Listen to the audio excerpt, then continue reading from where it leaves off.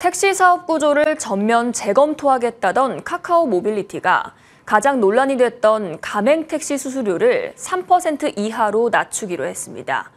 기업 공개를 앞두고 계속된 적자 상황에서 수익성까지 포기를 한 건데요. 그만큼 회사가 당면한 문제가 카카오그룹 전체의 생사를 가를 수 있다고 판단한 것으로 보입니다. 박미라 기자입니다. 카카오 모빌리티가 결국 가맹택시 수수료를 3% 이하로 낮추기로 했습니다. 기업 공개를 앞두고 적자가 지속되는 상황에서 수수료까지 낮출 수 없다는 입장이었지만 대통령까지 지적하자 입장을 선회한 겁니다. 현재 가맹택시 기사들은 카카오 모빌리티의 100% 자회사인 KM솔루션의 20%를 수수료로 내고 있습니다. 대신 운행 데이터 등을 제공하고 광고와 마케팅에 참여하는 조건으로 최대 17%까지 다시 돌려받습니다.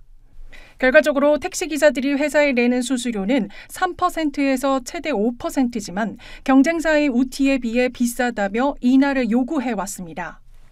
상황이 이렇자 카카오 모빌리티는 택시단체들과 비공개 간담회를 가지고 연말까지 3% 이하 수수료가 적용된 새로운 가맹택시 서비스를 출시하기로 했습니다.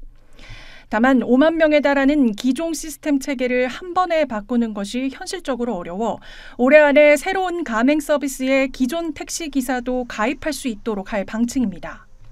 수수료 인하 외에도 콜 몰아주기 논란을 해소하기 위해 복잡한 배차 알고리즘을 단순화하고 근무 환경 개선과 같은 상생안도 마련하기로 했습니다.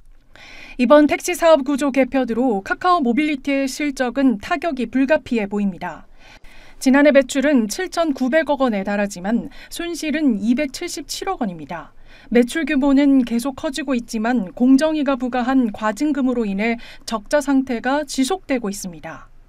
기업 공개도 당분간 어려울 것으로 보입니다. 실적을 낼 방법을 찾아야 돼요. 실적이 나지 않으면 상장을 못 하는데 카카오 모빌리티를 상장을 시키지 않으면 회사로서의 가치가 없을 수 있어요. 카카오는 이번 조치로 각종 미래 서비스에 대한 투자가 제한되는 어려움은 있지만 택시업계 의견을 가장 우선적으로 반영하겠다고 전했습니다. 머니투데이 방송 박미라입니다.